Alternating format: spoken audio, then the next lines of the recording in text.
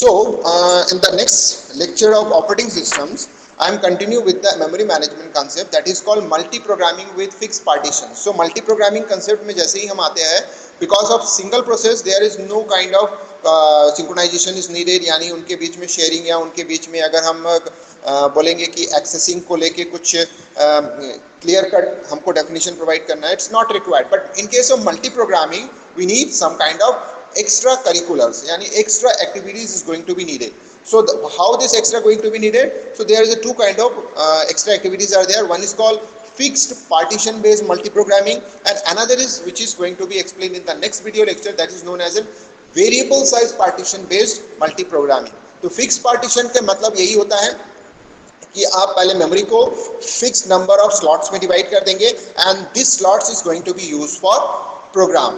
तो ये क्या होता है, इसको हम लोग देखते हैं कि in multi programming environment, several program reside in primary memory at a time, and the CPU passes its control rapidly between these programs. तो इसका मतलब है सिंगल प्रोसेस के केस में कोई प्रॉब्लम्स नहीं होता, CPU एक ही प्रोग्राम के बीच में सिंक्रोनाइज होता है. But in case of multi-programming, so multiple number of programs is reside in a primary memory. So that's why you need a CPU to swapping between these programs. Means इसके बीच में passing control means CPU is going to pass their control in this multiple number of program, multiple times multiple number of programs. So that's why this is the main problem. Then how it can be solved? So one way to support multi-programming is to divide the main memory into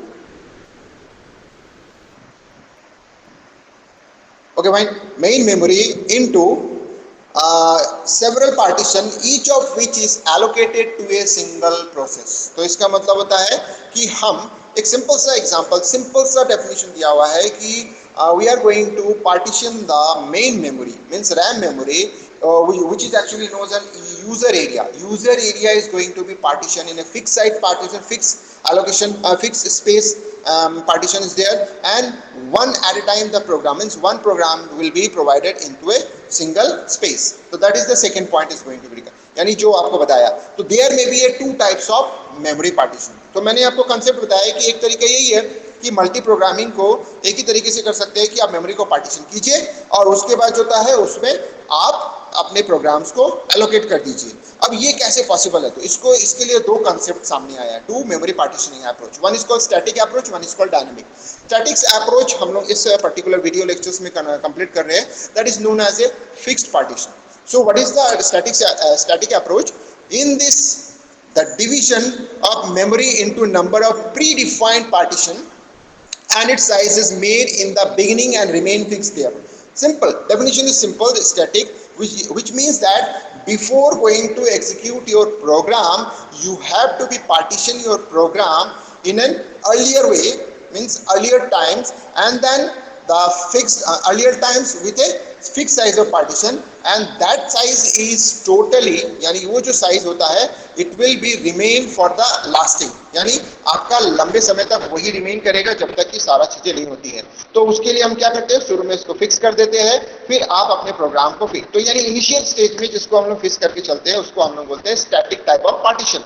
और दूसरा होता है dynamic partition. तो dynamic partitions में ये होता है कि आप ऑन द रन, यानी आप ऑन द रन क्या करते हो, अपने पार्टीशन की चेंज कर सकते हो, यानी फिक्स नहीं होता है.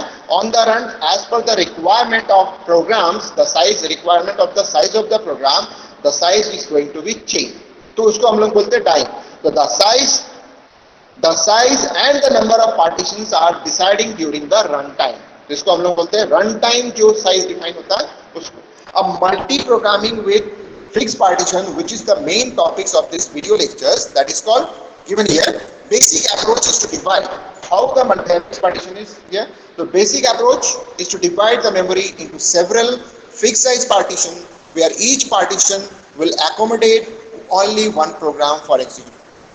Simple से language में समझाया गया है इसमें कि हम क्या करते हैं कि फिक्स पार्टीशन के अप्रोच में हम जो यूजर एरिया का जो आपके पास पोर्शन होता है उसको हम इक्वल नंबर ऑफ, यानी फिक्स नंबर, फिक्स पार्टीशन का मतलब होता है कि हम एक फिक्स साइज के पार्टीशंस में उसको डिवाइड कर देते हैं. उसके बाद वन एट ए प्रोग्राम, यानी वन प्रोग्राम फॉर एग्जीक्यूशन, यानी एक प्रोग्राम उस पार्टीशन में अकेले प्रोवाइड किया जाता है, यानी एक साथ दो प्रोग्राम उस एक पर्टिकुलर पार्टीशन में नहीं रख सकते हैं। और फिर जब एग्जीक्यूशन की बारी होती है तो एक फिक्स पार्टीशन से उस प्रोग्राम को लेके एग्जीक्यूट करते हैं। सेकेंड पॉइंट में बताया गया है the number of program residing in memory will be bounded by the number of partitions। तो इसका मतलब है कि जितने नंबर ऑफ पार्टीशंस अवेलेबल रहेंगे या जितने number of partitions operating systems या मेमोरी मैनेजमेंट का जो मॉड्यूल होता है वो डिफाइन करेगा, उतना ही नंबर ऑफ जो प्रोग्राम होता है at a time main memory में रिसाइड कर सकता है, उसके अलावा उससे ज़्यादा नहीं कर सकता है। When a program terminates, that partition is free for another program waiting in a queue। अब सवाल ये आता है, एक सिंपल सी बात है, जैसे ही उस प्रोग्राम का काम खत्म हो जाता है तो मेन मेमोरी से उस स्लॉट को खाली करके उस फिक्स एरिया को हम फ्री कर देते हैं दूसरे प्रोग्राम के लिए।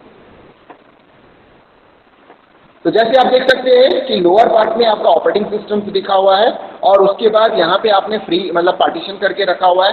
पार्टीशंस में आप देख सकते हो कि कुछ एरिया जो होता है प्रोग्राम यानी P1, P2, P3 में स्टोर हुआ है और जो ऊपर वाला एरिया है वो फ्री है, और नीचे वाले एरिया को देख के आपको लग रहा होगा कि ये बहुत बड़ा एरिया है, ये तो फिक्स पार्टीशन के बेस पर नहीं दिख रहा है, तो उसको आप करेक्ट कर लीजिएगा, वो भी उसी साइज का है, ये ड्रॉ करते समय लार्ज हो गया था, तो इसलिए नीचे वाला जो ब्लू कलर का पार्टीशन है that is also same as P1, P2, P3 and upper जो ब्लू पार्ट है उसके जैसा है। तो इस तरह से हमारे पास देख सकते हैं कि ऊपर एक पार्टीशन खाली है, नीचे एक पार्टीशन खाली है, P1, P2, P3 ऑक्युपाइड है।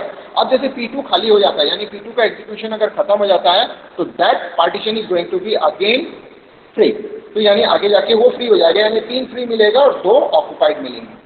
तो फिक्स पार्टीशन पे हम कैसे करते हैं? तो फिक्स पार्टीशन के लिए फिक्स पार्टीशन टेबल की रिक्वायर्ड होती है। तो वंस पार्टीशंस आर डिफाइंड, यानी हम इनिशियल लेवल पे करते हैं सारी चीजों को, तो जब हम once partitions are defined the OS system keep tracks of the status of memory location either allocated और फ्री। तो इसका मतलब होता है कि हम जब फिक्स पार्टीशन के अप्रोच को लेके काम करते हैं तो साथ ही साथ एक और चीज़ों को भी हमको साथ में मेंटेन करना पड़ता है। जैसे मैंने इससे पहले वाले वीडियो में आपके लेक्चर्स में आपको बताया था कि जब भी हम मेमोरी को एलोकेट करते हैं तो उसके स्टेटस को भी मेंटेन करते हैं कि वो एलोकेट है या फ्री है। तो उस चीज़ को हम क्या करते हैं, पार्टीशन के साथ साथ टेबल में उस पर्टिकुलर को भी इन्वॉल्व करते हैं। तो this is done through a data structure called partition description table. Underline कर लो, नोट कर लो, the data structure which maintain the fix size information means what is the size of the partitions and what are the available size are there. तो that is, तो इसका मतलब होता है कि हम फिक्स साइज के पार्टीशन को दो तरीके से समझ सकते हैं। पहला तो होता है कि हमने शुरू में ही एक छोटे छोटे पार्टीशन को लेके अप्लाई कर दिया है और मैंने आपको ये बोल दिया है कि कुछ पोर्शन 200K का बनाइए, कुछ पोर्शन 300 का बनाइए, कुछ पोर्शन 100 का बनाइए। तो इसका मतलब है शुरू में ही मैंने इसको डिफाइन करके एक बार एग्जीक्यूशन जब स्टार्ट कर रहा है तो ये जो फिक्स पार्टीशन है that is going to be run. तो इसका मतलब होता है fix partition in variable way. तो इसका मतलब आप अपने दिमाग में या अपने अंडरस्टैंडिंग में ये समझ लो, fix partition means initial partition करके रखते हैं, इट कैन बी वेरिएबल, यानी उसमें पार्टीशन का साइज है वो वैरी कर सकता है। मैं ये पहले आपको क्या बोल रहा था, फिक्स साइज के लिए, तो वो भी एक होता है, या फिर आप वेरिएबल साइज को फिक्स करके आप चलते हो, यानी अलग अलग साइज के पार्टीशन को शुरू में ही फिक्स करके आप काम करते हो। यानी जो आपको पार्टीशन डिस्क्रिप्शन टेबल में अर्लियर स्टेज में यानी एग्जीक्यूशन स्टार्ट होने के पहले ही आप असाइन कर देते हो, that is going to be fix, that's why it is known as a fix partition. तो फिक्स पार्टीशन के कंसेप्ट में आपको कोई कंफ्यूजन नहीं होना चाहिए कि it can be a equal size यानी सेम साइज के पार्टीशन हो सकते हो, और it can be a variable size partition but not during the run, यानी ड्यूरिंग द रनिंग में नहीं होगा, अर्लियर द रनिंग स्टेज, यानी इनिशियल लेवल पे उसको हम असाइन कर देते हैं। जैसे ये आपको टेबल दिख रहा है कि 0K से हमने स्टार्ट किया है 200K का, उसके बाद 200K से फिर से 200K का हमने साइज दिया है, 400 से फिर 200 जोड़ने के बाद 600, उसके बाद 600 से मैंने 300 का एक ब्लॉक फिक्स कर दिया। तो इसका मतलब आप देख सकते हो कि अर्लियर स्टेज में मैं सारे ब्लॉक्स के डिफरेंट साइजेस को फिक्स कर दे रहा हूँ। तो that's why it is known as a fix partition. अब इसमें से मैंने आपको बताया कि कुछ एलोकेटेड है और एक जो होता है 200K का फ्री है। तो is that clear to all of you? I think so कि फिक्स पार्टीशंस का मतलब क्या होता है। ठीक है। अब multi programming with fix partition means the two most common strategy to. अब सवाल यही होता है कि हमने तो बात कर दिया, बहुत इजी वे में बता दिया है कि हम शुरू में अर्लियर स्टेज में यानी एग्जीक्यूशन स्टार्ट होने के पहले हमने एक डिस्क्रिप्शन टेबल बना दिया, उसमें मैंने सारे जो ब्लॉक्स है अलग अलग तरीके के चंक्स बना के अलग अलग तरीके के साइज के मैंने पार्टीशंस को फिक्स कर दिया, यानी टेबल को फाइनलाइज कर दिया। अब उस टेबल को चेंज नहीं करेंगे एक बार अगर एग्जीक्यूशन स्टार्ट होता है। अब क्वेश्चन आता है कि how to choose the partition, partition को कैसे चूज करेंगे, सवाल ही नहीं उठता है क्योंकि ये चॉइस अब आ जाता है। Next problem is choice, choice कैसे करना है, तो वही चीज यहाँ बताया गया। The two most common strategy to allocate free partition to ready process, जो आपका प्रोसेस रेडी है उसके लिए अपलोड कैसे करेंगे, यानी स्वैप इन कैसे करेंगे, स्वैप इन करके कौन से पार्टीशन पे आप असाइन करोगे। पहला चीज होता है फर्स्ट फिट। फर्स्ट फिट मतलब it is allocate the first free partition large enough to accommodate that. तो इसका मतलब फर्स्ट फिट का मतलब होता है कि आप ऊपर से चेक करना शुरू करोगे। अब सपोज कर लो चेक करते करते आपको पता चल रहा है कि मेरे साइज के हिसाब से ठीक है, तो आप उसको खरीद लेते हो।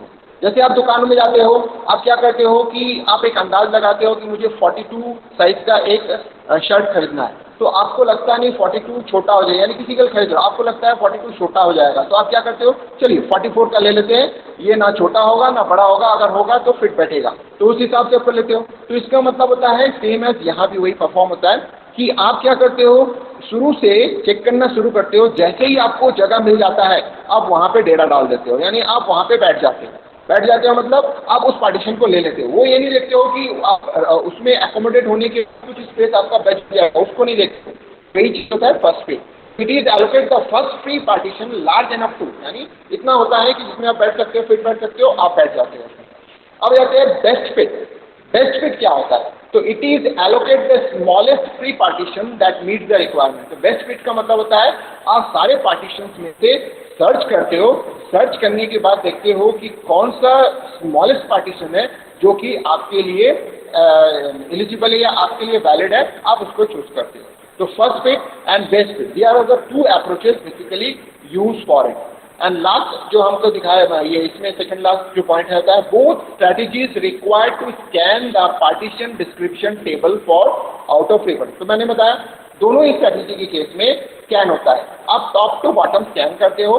फर्स्ट फिट में जैसे ही उसको मिल जाता है फ्री स्पेस अपने लाइफ घुस जाता है, उसके लिए वो नहीं देखता है कि इसके लिए बड़ा होगा या फिर यानी छोटे साइज में नहीं जा सकता, वो देखता है कि उसके लाइफ मतलब उतना जगह है या उससे ज़्यादा है भी जाएगा, पहला जो भी फ्री मिलेगा। दूसरा आपके पास है कि आप पूरे को सर्च करोगे, उसमें से जो बेस्ट फिट मिलेगा उसमें आप यूटिलाइज करोगे। तो कंक्लूजन क्या होता है, the first fit terminate after finding the first search. Simple सी बात है, जैसे ही आप सर्च करते जाते हो, जैसे ही आपको बेस्ट फिट में फर्स्ट फिट यानी जैसे ही आपको स्पेस मिलेगा पहले आप उसमें हट जाते हो, मतलब उसमें आपका सर्चिंग बंद हो जाता है। जबकि बेस्ट फिट में क्या होता है, आप कंटिन्यू सर्च करते हो for the next nearer exact size के लिए आप करते हो। तो ये जो है ये मैंने आज आपको थोड़ा सा बताया है, नेक्स्ट क्लास में इसको मैं you can use anything.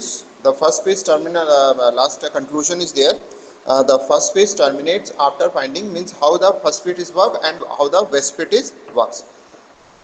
In the next multi-programming with fixed partitions, how the process are going to be swapped. Here I am going to give an example, beautiful example. You can listen. So be ready with that particular example.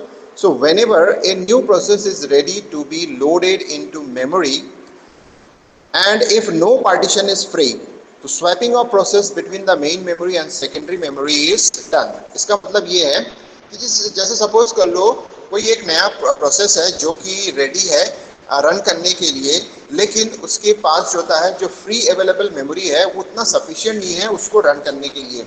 तब क्या होता है कि हम क्या करेंगे, कुछ process जो कि रन कर रहे हैं यानी जो मेन मेमोरी में है, रन नहीं कर रहे होंगे खाली मेन मेमोरी है, उसको हम उस प्रोसेस को वहाँ से उठा के स्वैप कर लेंगे। कहाँ पे, हार्ड डिस्क में स्वैप कर देंगे और वहाँ से जो रनिंग कंडीशन के लिए जिसके लिए हमको मेमोरी रिक्वायरमेंट्स थे उसको हम वहाँ से स्वैप करके मेन मेमोरी में ट्रांसफर कर देंगे। तो फर्स्ट पॉइंट में यही बताया गया है कि अगर कोई प्रोसेस रेडी होता है और मेन मेमोरी में अगर वो अवेलेबल नहीं है तो हम main memory and secondary memory के बीच में एक प्रोसेस को उठा के जो मेन मेमोरी में है उस प्रोसेस को उठा के एक जगह खाली करते हैं, जिससे कि आपको नया प्रोसेस लाने के लिए sufficient amount of space is. Now in the next, swapping help in CPU utilization by replacing suspendable process but residing into main memory with ready to execute process from secondary storage.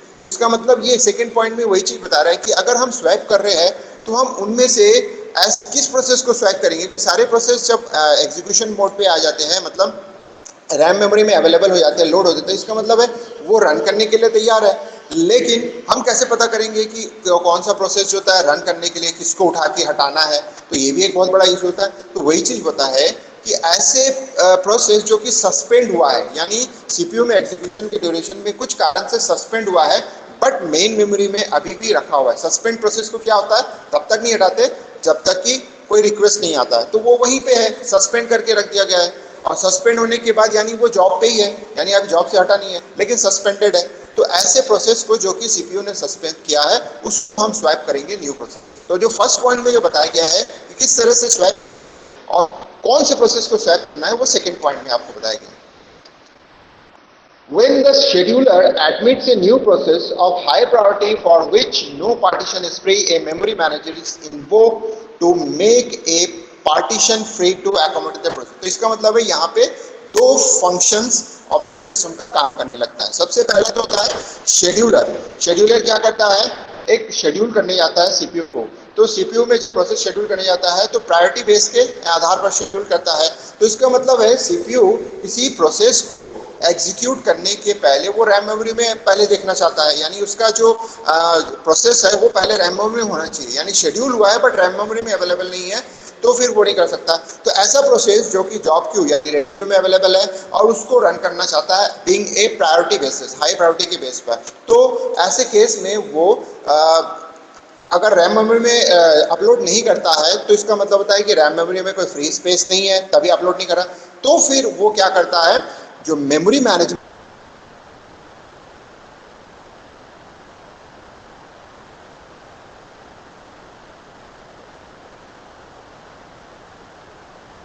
ये जो चीजें जो किया गया है scheduler के through कि उसको एक प्रोसेस को रन करना है जो कि हाई प्रायोरिटी का है बट मेमोरी में अवेलेबल नहीं हो पा रहा है क्योंकि उसमें फ्री स्पेस नहीं है, तो फिर ये जो मेमोरी मैनेजमेंट प्रोसेस है वो क्या करता है, just free some kind of partitions, यानी जो पार्टीशंस है उसमें से कुछ पार्टीशन को फ्री करता है, जो जैसे मैंने पहले पॉइंट में बताया। तो स्वैपिंग कर और स्वैप आउट प्रोसेस के थ्रू, यानी स्वैप आउट प्रोसेस के थ्रू कुछ पार्टीशन यानी कुछ प्रोसेस को उठा के खाली करता है मेन मेमोरी का और उसको सेकेंडरी मेमोरी में स्टोर कर देता है और फिर शेड्यूलर को परमिट कर देता है कि now you can run that priority based process. तो थर्ड पॉइंट में आपको ये बताया गया। The memory manager perform this task by swapping out low priority process suspended for a comparatively long time in order to load and execute the high priority process। तो इसका मतलब है जो मैंने सेकेंड पॉइंट में बताया था उस चीज को यहाँ क्लियरली फिर से रिपीट करके बताया है।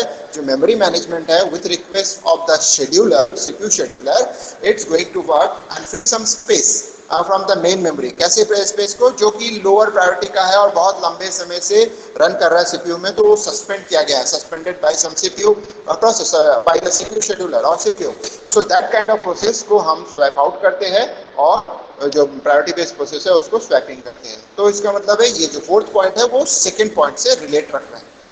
एंड लास्ट पॉइंट में क्या बताया आपका, when the higher priority process is terminated, the lower priority process can be swapped back and continue। तो इसका मतलब है जिस लोअर प्रायोरिटी प्रोसेस को स्पेस अवेलेबल ना होने के कारण से जो मेमोरी मैनेजमेंट है उसको उठा के हार्ड डिस्क में रख दिया है सस्पेंड करने के बाद, यानी सस्पेंडेड प्रोसेस को वहां रखा है और हायर प्रायोरिटी को लाके एग्जीक्यूशन किया है। जब प्रायोरिटी का प्रोसेस खत्म हो जाता है, क्योंकि जिस जगह से जिस कारण से उसको हटाया गया था अगर वो कारण खत्म हो जाता है, कंप्लीट हो जाता है, तो फिर क्या करता है, जो हमने टेम्पररी टर्मिनेट किया था किसी प्रोसेस को उसको वापस लाके उसका एग्जीक्यूशन कंटिन्यू करते हैं। तो ये चीजें आपको यहाँ पे इस पर्टिकुलर जो स्लाइड है उसमें ये बताया गया है कि how the process swapping is going to be perform. So here the two important functions of operating systems are going to be communicated to each other. That is, the scheduler communicate with the memory management, and memory management is doing the swapping process. So this is the main process, or you can say that how the swapping is going to be performed. Fixed partition restriction. अब fix partition का restriction क्या है, एक simple सा हम जानने की कोशिश करते हैं क्या होता है।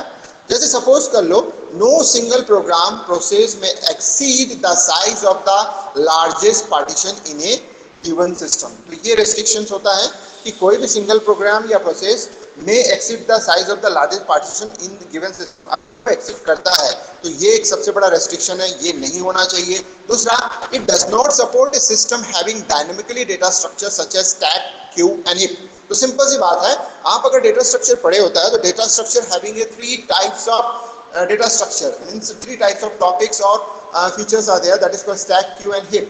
So this type of 3 features are not using in here, यानी यहाँ मेमोरी मैनेजमेंट में इसका स्कोप नहीं है और इसका यूज होता नहीं है, तो फिर उसको मैनेज कैसे करता है। तो सोचिए यही चीज does not support a system, फिर उसके बावजूद भी आपको होता है डायरेक्टली जो चीजें होती है उसको करना होता है। तो ये सबसे बड़ा इंपॉर्टेंट पार्ट होता है इसका।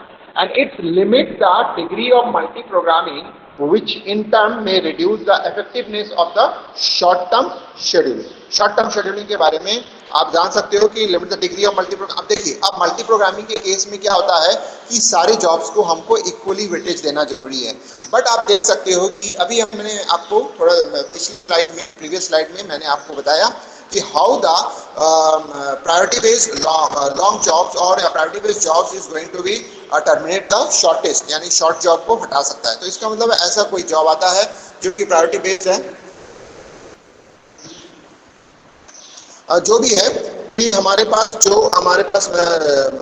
शॉर्टेस्ट जॉब होता है, शॉर्टेस्ट जॉब में क्या होता है, जो लोअर जॉब होता है उसको पहले हम यूज कर देते हैं। तो इसलिए एसजेएफ के लिए ये वाला जो multi programming concept based on the memory management system, ये इसका जो होता है परफॉर्मेंस अच्छा नहीं होता है, इफेक्टिवनेस नहीं है। तो इसलिए बोला गया है it limits the degree of multi programming which in terms में reduce of the short term scheduling. So this is the case of fixed partition approach, means when we are using, इसका मतलब ये हुआ कि जब हम मल्टी प्रोसेस को एक साथ मेमोरी में रख के उसको एग्जीक्यूट करना, यानी मल्टी प्रोग्रामिंग के कंसेप्ट को हैंडल करते चलना है, तो हम 2 तरीके से कर सकते हैं। फिक्स्ड पार्टीशन बेस्ड, तो मैंने आपको समझाया कि फिक्स्ड पार्टीशन में हम क्या करते हैं कि इनिशियल लेवल पे, यानी एग्जीक्यूशन स्टार्ट करने के पहले ही हम एक टेबल यानी डेटा स्ट्रक्चर बना लेते हैं, जिसमें हम अलग अलग साइज के ब्लॉक्स बना के उसको फिक्स कर देते हैं। यानी फिक्स पार्टीशन का मतलब ये नहीं होता है कि सभी साइज, यानी सभी ब्लॉक के जो साइज है मेमोरी में, जो ब्लॉक्स बना रहे सभी के साइज सेम होने चाहिए, ये नहीं होता है। इसका मतलब ये होता है कि हम शुरू में अलग अलग साइज के, हो सकता है सेम साइज के 3-4, हो सकता है कि एक थोड़ा सा ज़्यादा साइज का कोई एक ब्लॉक हो, उसी तरह से कम साइज का एक ब्लॉक हो, ऐसे करके हम शुरू में फिक्स कर देते हैं। अब ये बता देते हैं कि इतने साइज में ही आपको काम करना है। अगर आपका कोई प्रोसेस इनसे बड़ा होता है या इस साइज से बड़ा होता है तो फिर आप इसमें अटैच नहीं कर सकते, इसमें नहीं ला सकते। तो ये इसका रेस्ट्रिक्शन होता है। अब आते हैं नेक्स्ट, जो कि हम डायनामिक वे में हम बात करते हैं।